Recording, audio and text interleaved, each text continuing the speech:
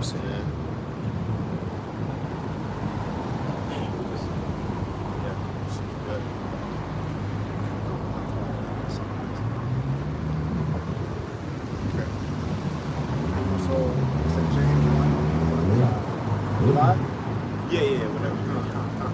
Hey, Shalom. Shalom. We are the Hebrew Israelite, the Dallas GMS camp. Praises. All right. We want to start off by giving all thanks, all praise to Yahweh, Ba'ashem, Yahweh Shai, Ba'ashem, Rakakwadash. Double honors to the elder apostle of Great Millstone, who will teach world peace and salutations to the hopeful that question is true. You raise your voice too. All right. Now, we are the Dallas camp, GMS. All right, coming to you on Friday night with a live lesson. All right. I am the brother Banan Bond, alongside the brother. It's the brother Warga. And the brother. All right, all right. Now we're here to chant down Babylon, but this live session we want to go into the afflictions, all right, the temptations that's going to come your way once you begin to serve the Lord. And the Lord's name is Yahweh, all right, which means He is, and His only begotten Son, Yahweh Shai, which means He saves, He delivers, all right. So once you come into this truth and you're looking for that salvation, it starts with the fear of the Lord. After which, the wisdom of who you are, what this is all about, you know, what this world sort of gives illusion of, starts to fade off, and the truth starts to,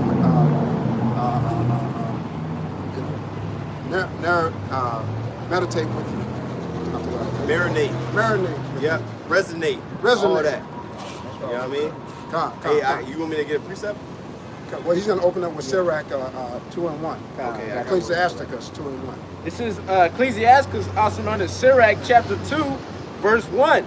My son, if thou come to serve the Lord, Yahweh Ba'ashem, Yahweh Shai, prepare thy soul for temptation. All right. So this is letting you know that if you come to serve the Lord, He's already acknowledging you as a son. All right. Then you have to acknowledge Him by knowing His name, like a father and son relationship, as well as His only begotten Son. All right, read that one more time. God, this is Sirach, also known as Ecclesiasticus, chapter 2, verse 1 from the top. My son, if thou come to serve the Lord, prepare thy soul for temptation. So coming to serve the Lord, there's going to be trials, there's going to be temptations that's going to come your way. Now, mind you, this has always been, you know, plaguing you. You've had temptations, you have tribulation, trials, but with this serving the Lord, Yahweh Ba'ashem Shai, now you have that understanding that these things must happen, all right? Go ahead. Verse 2, it says, set thine heart aright and constantly endure and make not haste in the time of trouble. So you're to set your heart aright, meaning that you're coming out of this wicked system of Esau, Edom, all right, to show yourself as men. And you're going to be purged of all the things that Esau, Edom, his school system, right? Various things that's been teaching you a certain way to live. It's going to purge you and make you a man of the Lord. Now, being with starting with the law, statutes, commandments, which is the path, which is holy words, as Yahweh Ba'ashem Shai say, be thou holy, for I am holy. These are holy words of Yahweh Ba'ashem Shai to set us on the right path. I wanted to add a quick point too, because you know when you're reading that verse, it says to constantly endure and make not haste in trouble. Why?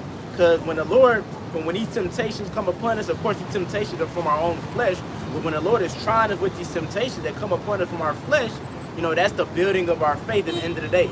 You know, it's in, we're going to pull James 1 and 12, but it is in James 1, that's the building of your faith. So don't make haste in that time. That's really the opportunity for that faith muscle to be grown. That's the point of it, man. That's the point of these tests, these tribulations and things like that. They're to make And it's all for the purpose of making you disciplined, all right? To change your mindset, to allow the spirit to overcome the flesh. Yep.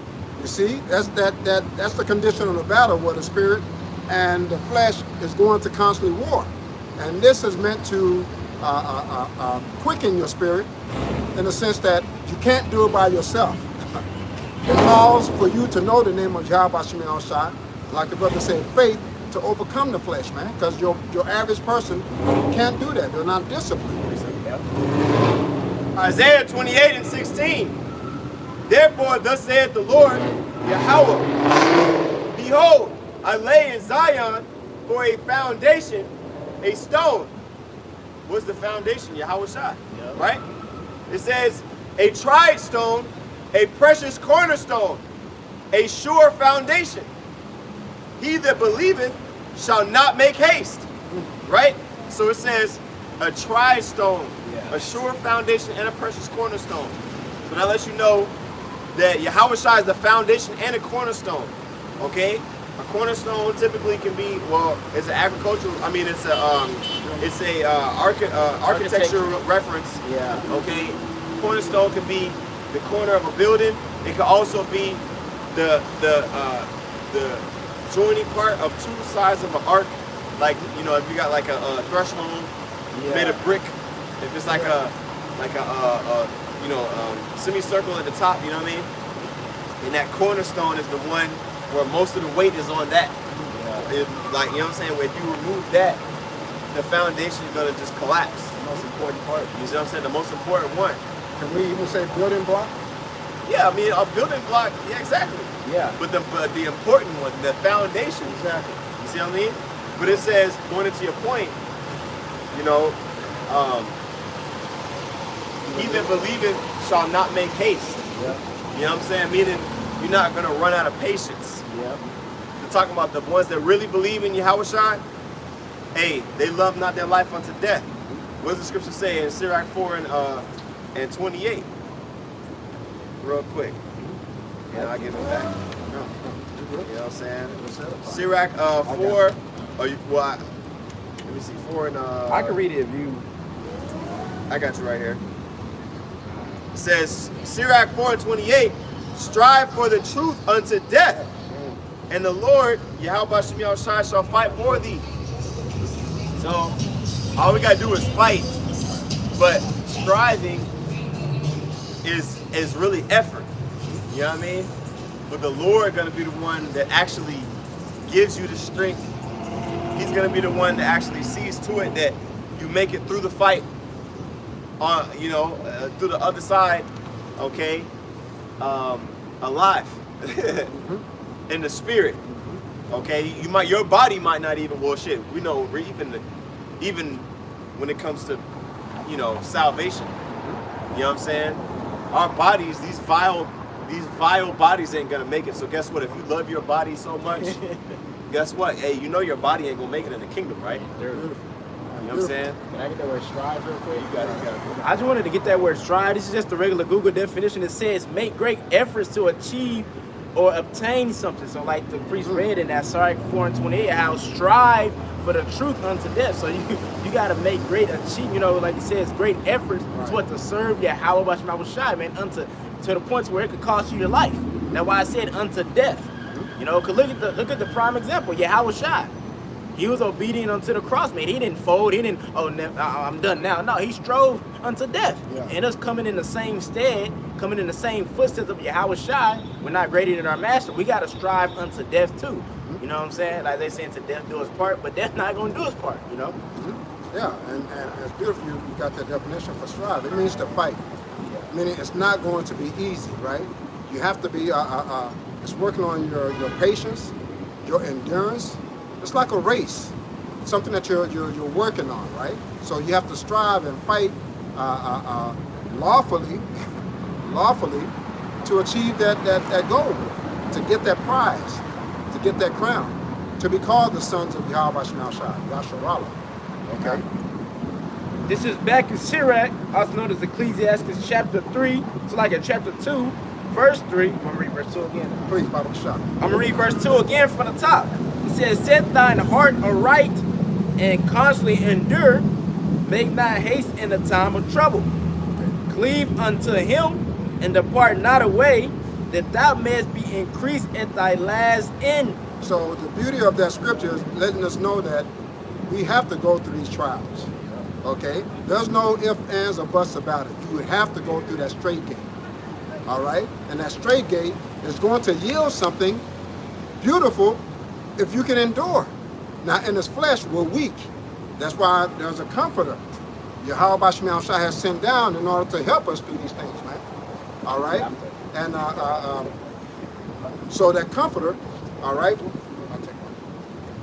All right. So we're understanding that these things must happen. The Lord has said so. That's the only way we can be cleansed of the defilement of this world.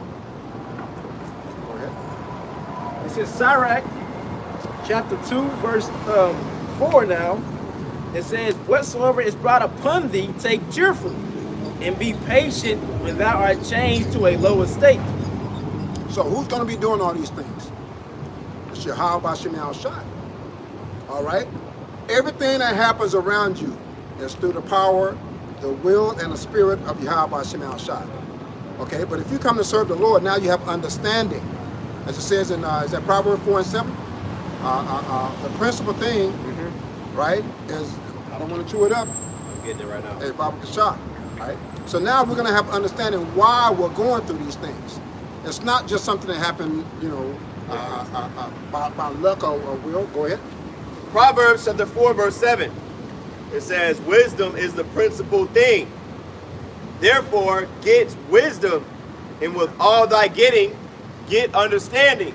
So fear comes before wisdom, and that's that fear of Yahweh B'Shem Shai.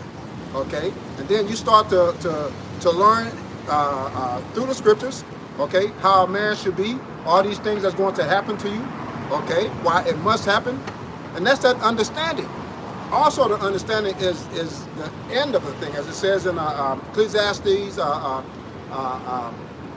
But it's the end of the thing. That's the beginning. Khan, is it? I think that's Get it? Bob Kashah. We're waiting, okay, as we go through our trials and our tribulation to endure to the end, because there is a prize at the end. Okay, you want to win that race. You want to be crowned. I got you. Go ahead. Ecclesiastes 7 and 8. Better is the end of a thing than the beginning thereof. And that's what we're looking for, man. Through faith of Yahweh B'Shem Shai.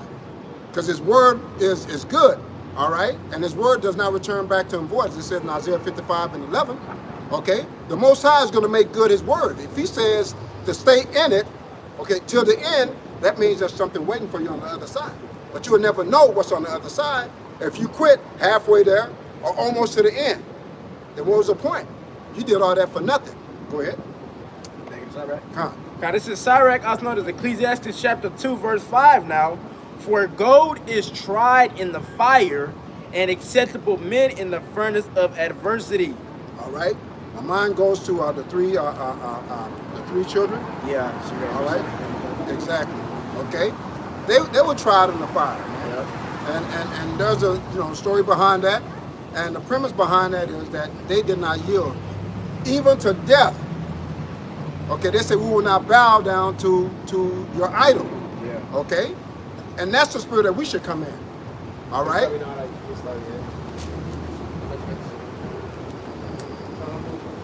And that spirit that we should come in, like the three children, okay, means that, hey, we have to endure to the end, even unto death. Yep. All right? And I just want to add a quick point, because when you read that verse, it says acceptable men in the furnace of adversity, and it compares it to like gold being in the fire, because what it's like when you put gold in the fire. When you put gold in the fire, it doesn't disintegrate, it doesn't turn into fumes. No, it becomes to its more purest form. So the Lord likened his men, like y'all will be acceptable men in the front of adversity. Because when the Lord put that adversity upon you, that's going to show your true colors. You know, when you're faced with the position of death, you know what I'm saying, faced with you could possibly lose your family for serving the Lord, that's when it's going to be shown if you're really a friend of the Lord or not. Because the ones that are the friends of Yahweh B'Shem Shai, they're gonna go all the way through, man. They're not going to fold. They're not going to do none of that. But the ones that are not friends of Yahweh B'Shem Shai, they're going to fold. And then they're going to come to find out that they wasn't that gold in the fire. They happened to be wood and other and what is it called? Dross and things like that. Undesirable things, man. That's right. And that gold and acceptable men, all right, that is that trial. Yeah. You won't know to the end if that gold was really pure, if it had infirmities, right? And those acceptable men, you won't know till the very end, right? So it's a trial. It is a trial. It's something you have to go through, right? But in the process of you going through that, you're going to be purified. Okay, go ahead. I'll get this for you. That First Peter. This is 1 Peter chapter 4. Did you have one? Good. I'm gonna let you read. I ain't just gonna read and speak the whole time. This is 1 Peter chapter 4, verse 12. Beloved, thinking not strange concerning the fiery trial which is to try you, as though some strange thing happened unto you. You know, so as we're going into, because that gold being tried in the fire, that's that fiery trial. But it says, thinking not strange. Don't be surprised as the priest is going into, you know what I'm saying? Don't be surprised when you come to serve Yahweh Basham Shai that all this hell is coming upon you. Because at the end of the day, all this hell and affliction and things are coming upon you to bring forth that pure form in you. Whether you be gold or you be dross, man. You know? Because if you're gold, you're going to be made better. You're going to conform more to the image of Yahweh Shai. You know? And ultimately, you're going to receive salvation. That's the point of the trial, man. To make you perfect. But perfect just means to be complete. So it's to make you complete, man. You know? I got you. 2 Corinthians chapter 5 and verse 17. It says, wherefore, actually, you know what? I'm going to start at verse 16. Wherefore, henceforth, know we no man after the flesh. Yea, though we have known Mashiach after the flesh, yet now, henceforth, we know him no more. So what does that mean? Henceforth, we no longer are we're no longer walking after the ways of the flesh. Okay? And that stupid ass Northern Kingdom music was drowning out the scripture. So I'm gonna read it again. I mean, it's cute, you know what I mean? In this time, but that shit's folly.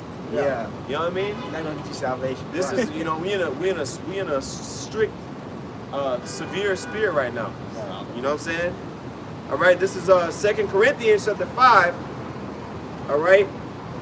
In verse 16, it says, wherefore, henceforth, know we no man after the flesh.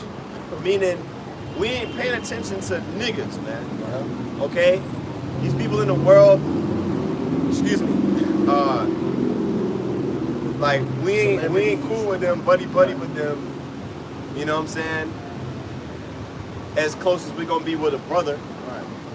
You know what I mean? And we're not, you know, together because who you was in the world or who I was in the world. Okay? What unites us is our faith in Yahweh Shai. Okay? It says, yea, though we have known Hamashiach after the flesh, yet now henceforth know we him no more. You see that? So we saw Yahweh, you know, individuals saw Yahweh Shai in the flesh, right? And once he got risen up, you know what I mean? Now we don't see him no more in the flesh. You know what I mean? Not until he comes back. So what are we supposed to do? We got to be in the spirit. We got to be spiritual with things, and that's what unites us as the body, as the brotherhood. We don't have Yahweh Shai in the physical to come and say, you brother, hey man, you gotta forgive this brother, man. You know what I'm saying? Hey brother, like, nah, he already did his job. You know what I'm saying? He already, and the spirit of the Lord is constantly working amongst the body. That's the comforter, right?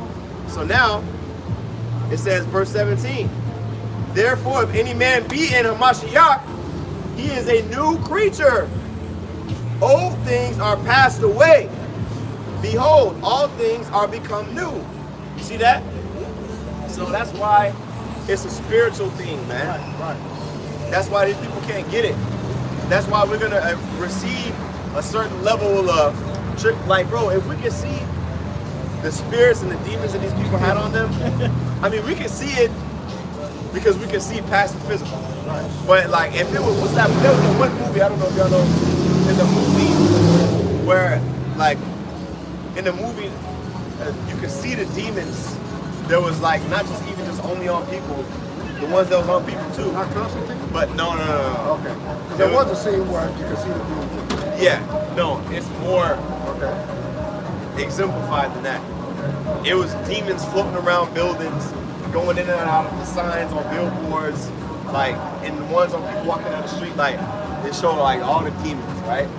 Yeah. I can't even remember. I seen it one. I can't even remember the name of it. If a brother knows it, you know, you can put it in the chat. But basically, we like that. Well, we can see the demons on these people. Yeah. You know what I mean? But if everybody seen the demons that was on them, they'd be disgusted with themselves. Yeah. Like how we are when we look at the shit that we did in the world and still do. You know what I'm saying? Right? Now the point to that is, it says, again in verse 17, therefore if any man be in Hamashiach, he is a new creature. What does it mean to be in Yahushua? Basically to be transformed by the renewing of your mind because you accepted Yahushua, okay, and the doctrine and the sound doctrine that he pushed. So you're gonna change, okay? It says, old things are passed away, behold, all things are become new. So you're going to, because you're a new creature, you're gonna be rejected of men. You're gonna have that tribulation, but guess what, on the contrary side, okay, if you endure to the end, you're gonna receive that salvation. Going to the point of the topic. Beautiful, got it. Beautiful. Time. Hey, the water. So that means, right, no matter what your walk in life was before you came into the truth, the goal is to experience that change, all right, to be that new creature, to be that new man in Yahweh Shem Shai. So you're going to put away all the bullshit that you were doing with the world, like the priest beautifully said. You're doing that, the world is going to hate you, right? You're not going to be around those type of people if you're trying to be a new creature, right? That old man has to go. The new man has to enter into you through the power of the Spirit Yahweh Shem Shai, right? Through these scriptures. And it tells you how to be a man. It tells you how to be a man of the Lord. You see? Go ahead. I got one real quick. This is John. This is John chapter 15, verse 19. It says, if ye were of the world, actually, let me start up. Yeah, I'm gonna start at verse 18. This is Yahweh Shai speaking. It says, this is John chapter 15, verse 18. If the world hate you, if the world hate you, ye know that it hated me before it hated you, right? Because as you know, Yahweh Shai, he always exercised how he wasn't from this world, man. You know, he wasn't of this world, and the person that was ruling the world at that current time was Esau, and he still is ruling now. You know, as it speaks about in the scriptures, how the king of this world has nothing in me. Loosely paraphrasing. He's ruling again. Yeah, he didn't lose it. Kind. And you know, he lost it like a motherfucker. You know what I'm saying? For 1,000 years. And the scriptures talk about that. In Revelation 20. Yeah. You know what I'm saying? Season. Yeah. No. I ain't talking about that. No, I'm talking about when you start at the top. Revelation 8, Revelation the 20th chapter. Man, let's get it, man. You know. I know you, but you just get that real quick, just so you get the edification. And you can start at Revelation 20, okay? And it's really and 1 and 2. Yeah. Read that. God, this is Revelation chapter 20, verse 1. And I saw an angel come down from heaven, having the key of the bottomless pit and a great chain in his hand. And he laid hold on the dragon.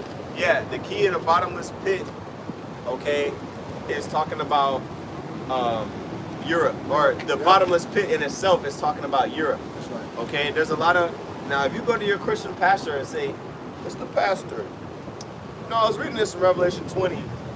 Could you break this down to me? He gonna start sweating bullets.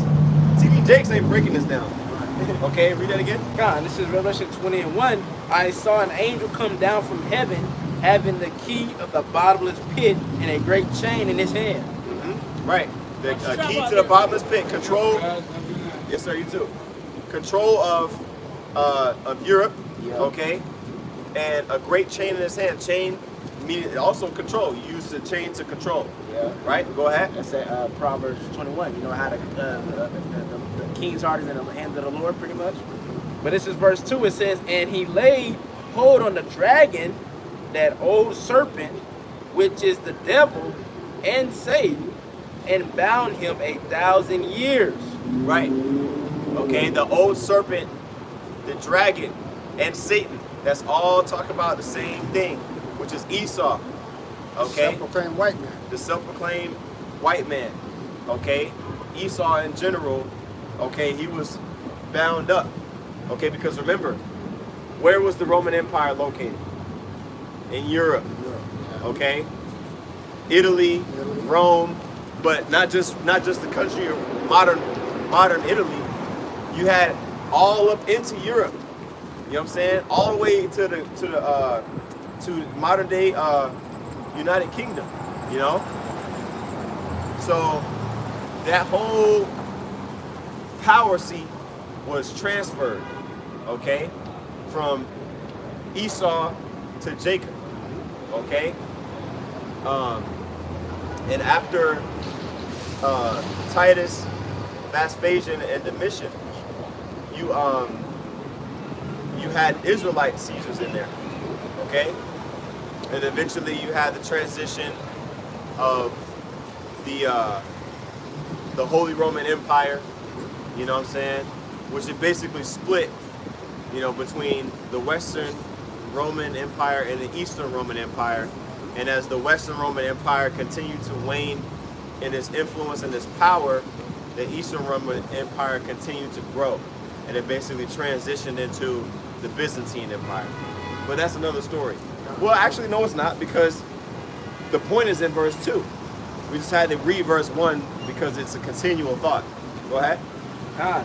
I'm gonna finish. Well, it goes on in verse 3. I'm gonna read verse 3. No. We didn't read verse 2 yet. No, I just read it. No, you gotta read the whole verse, bro. It's a long ass verse.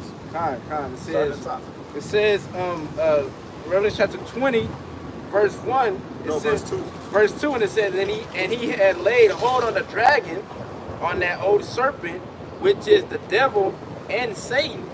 And the devil and Satan. Okay? That's Esau. Right. Okay?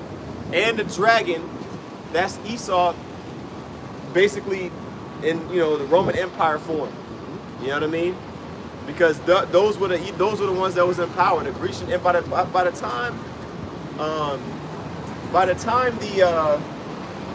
that this happened, that 70 AD happened with Jerusalem fall. No, y'all good. Y'all No. Yeah, y'all good. Go ahead, bro. You know what I'm saying? By the time that happened, okay, shortly afterwards, man, stuff started going downhill.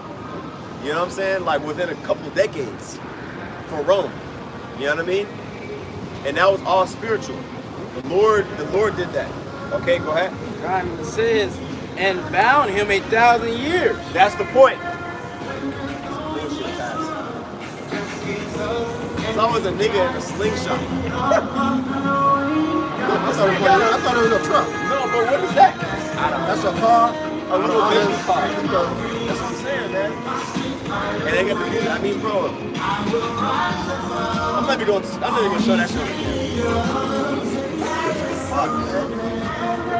That's some stupid shit. I don't know what Jacob, that big means. ass kid, man. I don't know what the hell that means. No, real quick, get that one more time. God, it says, I'm reading from the top, Revelation chapter 20, verse 2, and he laid hold on the dragon. Read it loud. He laid hold on the dragon and that old serpent, which is the devil and Satan, and bound him 1,000 years. You see that? So that's the point in history, okay? The 1,000-year period that he was bound up, what's that going into? You could say it started, you know, shortly in the early 2nd century AD, okay? But we'll just say for sure 100% around 300 AD. It was a build-up, but 300 AD to 1,300 AD, to keep it simple. You know what I mean? Because Constantinople was established, I believe, around 320 something in the 320s AD. You know what I mean? With Constantine and, you know, Constantinople and everything, right? Which that was basically the start of the Byzantine Empire being the ruling power in the earth. Okay. Right? Because power always transfers. There's always a superpower in the earth. Yeah. It just over time, it transfers. So anyway, that was the point. That was it. The power of Yahweh Shai transfers. Yeah. All right. And it's gonna transfer again. Yeah. You know what I'm saying? Daniel 2 and 44. Yeah. You know what I'm saying? When Yahushua comes back, okay, he gonna take the power that this devil has that the Lord gave to him. Yep. that Esau doesn't give no credit to the Lord for giving the power Yep. to, right? But guess what? He's gonna take that power from Esau and give it to who? Give it to Jacob, man. Give it to Israel. Yeah. Give it to Jacob. Yeah. You know? Yeah. That's what Daniel 7:18 says the same thing pretty much. How the saints took the kingdom and possessed it. Yeah. Yeah. So that's what that's going into. At some point, right? After when the Most High declares it, okay, there's going to be a reward for all the affliction that you're going through. All right? If you endure to the very end, there's a crown that's going to be received, right? And who's going to be ruling forever? Zion. All right? Zion is going to be uplifted. And Zion represents a government of Yahweh Shem Shai, being ruled by his elect, you so-called blacks, so-called Hispanics, so-called Native Indians. All right? It's not a color thing. It's a spiritual thing. Hey, let's end it on this. I got this. Go ahead. Okay, you got it. It's Sirach 41, verse 1 through 3. You break it down. It says, "O death, how bitter is the remembrance of thee to a man that liveth at rest in his possessions, unto the man that hath nothing to vex him, and that hath prosperity in all things. Yea, unto him that is yet able to receive meat." So that's going into the other prize that you'll get, which is immortality. No. Somebody saw. It says, Pretty how much. bitter is the remembrance of death to a motherfucker that got everything in the flesh. Esau, pretty much. Esau. It's Come. like Esau, pretty much. All Talking right. about Esau. Come. And these wicked niggas. Yeah. But these, man, the Lord be jacking these niggas up before they even get to die. Yeah. You know what I'm saying? But that's why I said I'll let you break it down, but I'll read it again. Reading about the show. Ecclesiasticus chapter 41, verse 1. O death, how bitter is the remembrance of thee to a man that liveth at rest in his possessions. That's right. So that's going into Esau Edom, right? Because his kingdom was built from the bloodshed, right? The hardship of you so-called blacks, so-called Hispanics, so-called Native Indians. You made him rich. And there's nothing more vexing than someone that has billions of dollars knowing that he has to die. Yeah. And leave his possessions to what? His kids or to someone else that's not he'll deem not worthy. I worked hard for this money. This is my money. So there's nothing more vexing than what? Death to Esau Edom. That's why he's trying to live forever. Yeah. That's why he's trying to find ways to, whether he's drinking blood or transplant his consciousness into AI or robot. He ain't doing none of that shit. He ain't gonna do it. He died. But it's vexing to him that he has all these riches, and one day he's gonna die. Yeah. And niggas too. Yeah. And niggas too. In That's their right. richness. In their riches. Wicked niggas that are rich. They don't want to. They want to be forever young. They don't want this place to go either. Right. It's talking about Israelites too, but the wicked in general. You know what I mean? Y'all got it. Con. So yeah, there's a reward that's coming. Now the reward for the Hebrew Israelites, right? 2 more verses too. Oh, okay. Yeah. That endure to the very end. That's what we're gonna get. Go ahead. Verse 2. O death, acceptable is thy sentence, because what we're talking about tribulation. We're talking about shit you're gonna face. Exactly. Right? O death, acceptable is thy sentence unto the needy, and unto him whose strength faileth, that is now in the last age, and is vexed with all things, and to him that despaireth and hath lost patience. Fear not the sentence of death. Remember them that have been before thee, and that come after. For this is the sentence of the Lord over all flesh. You see? So we know that this is the end of this age where we're going to be continuing to have to die. Yeah. But we know, man, we tired of this place. You know what I mean? It don't matter, if you're in the truth and the Spirit of the Lord is on you, and you could be 12 years old or 120 years old. If you're in the spirit of Yahweh Shai, if you're in the right spirit, y'all can walk, y'all good. If you're in the right spirit, man, you gonna be wanting to get the fuck out of here. I'm talking about, I ain't talking about leave Babylon. I'm talking about spirit, get out of the earth. To the spirit, man. Because you know that this flesh is wicked. Yeah. You see, that's why the best gifts and rewards that the Lord gave is calling men back home. Sleep. You know what I'm saying? Yeah. You know, you got it. John 6:63 says what? It is the flesh. Let's get it. I don't want to chew it up. 6 and 63. 6 and 63. It says, it is the spirit that profited. I got it. Go ahead, Baba Shah. This is John chapter 6, verse 63. It is the spirit that quickeneth, the flesh profited nothing. The words that I speak unto you, they are spirit and they are life. So there's no profit in this flesh, like the priest beautifully said, man. This flesh is dying, it's wicked, all right? We're looking to be changed, man. All right? And that change starts here, through the trials and tribulation that you go through, knowing that you're a man of the Lord. All right? But knowing that you're going to get the new bodies, immortality, because we're sick of this place, bro. Getting sick, all right? Failing bodies, joints hurting. We're looking to be changed by, you know, the power of the Spirit of Yahweh Shema Shah, man. But it is the process. We have to go through that process, man, to be recognized by Yahweh Shema Shah, to be his sons, and to be worthy, all right, to be the elect, or one of the elect. Lord willing, we are of that number. You see? So it is something that you have to go through, man, in order to aspire to leaving this body, leaving this world. All right? And Yahweh Shai had to. You know, Yahweh Shai, he didn't just get back to the Father just, oh, I want to go back. No, he had to endure his trial. You know what I'm saying? And once he completed it, the Father brought him back to his position pretty much. And we trying to do the same thing, man. John 17 pretty much goes to that. That's it. Come. All right. With that being said, we want to give all thanks to all praise to Yahweh, Ba'ashem, Yahweh Shai, Ba'ashem, Rakakwadash. double honors to the elder apostle of Great Millstone, rule world, teach world peace, and salutations to the hopeful elect. Keep pushing, all right? Keep going through your trials, your tribulation. Hey, man, there's a much better reward than you can ever imagine, man. All right? Keep pushing. Kwam Yasharala. Shalom.